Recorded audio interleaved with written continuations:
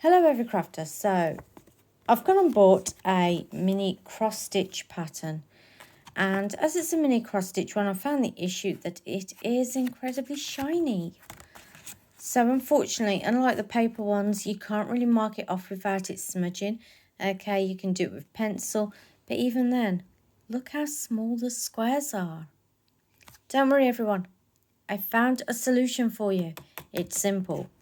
You can either take a photo of it and zoom it in on your phone and mark it off with the editing software on your phone, or even better, take a scan of it or send it to your computer and open up Photoshop, Paint, whatever editing software you are using. That way you have it right in front of you. You can put it to the side, have another thing going on the side, Netflix. You can zoom in. You can literally do whatever you want with it at this point. Also, doing it this way, as you are cross-stitching along, as you can see, I've marked it in different colours so I know where I am. And when it comes to doing the lines, because as you may have noticed, this one has back stitches and focus that back in. That's not going to refocus. Focus. Okay, focusing issue. This one has back stitching and it also has French knots, which are a pain in the butt. I must admit, I can never get French knots done first time. If I was shading that off on the actual paperwork, I would not be able to see these backstitch lines. I would not be able to see where to do the French knots because it would be all coloured in and shaded.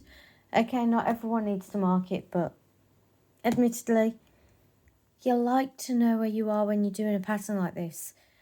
And it doesn't just have to be for cross stitch. This can be if you're doing a graph gown in crochet. It can be if you're doing, I don't know, let's say a knitting pattern on the machine, where you're changing the colours manually on the LK150, or even if you've got a 2-colour one and you just want to mark off to see where your pattern is, this will do the job. So all you're going to do is create a new layer. So you've got your original one underneath your background. Make sure that one is locked. Click your pen or paintbrush tool, whichever you want to use. And when you do a stitch, just put a line on it. Now, yeah, okay, I'm using Photoshop 6.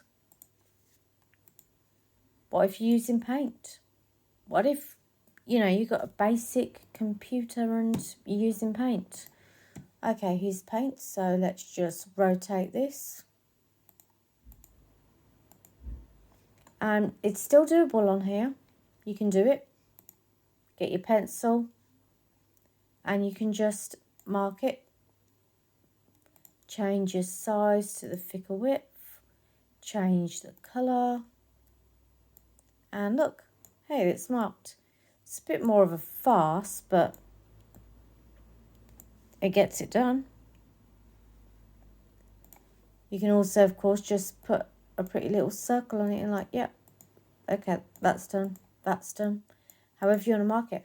I just thought, since I worked this out and I noticed there's not really any cross stitch pattern keepers out there, that you can do this and keep it on your computer. I'm fully aware that there are cross stitch programs where you can generate your own, but like I said, this is a shop bought pattern. It's not my pattern. And I just wanted to keep track of where my stitches were. And that's how I'm doing that, everyone. I apologise for this being a short video. The only other thing I can do really is show you how to attempt a French knot. Because we all know how to do a cross stitch. It's just a cross in the middle. And it's a basic cross stitch. But a French knot, slightly a bit different. The paperwork shows you how to do it, but it's still confusing. So you're going to come up as normal for a French knot. You're going to wrap the cotton or the thread, whatever, around this. You can also do this on knitted garments. I'm coming undone as I do that. There we go. And you want to go near enough in the same hole, so not the same square that you came up through. You want to go like one thread over.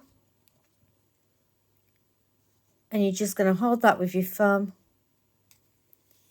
Pull that through.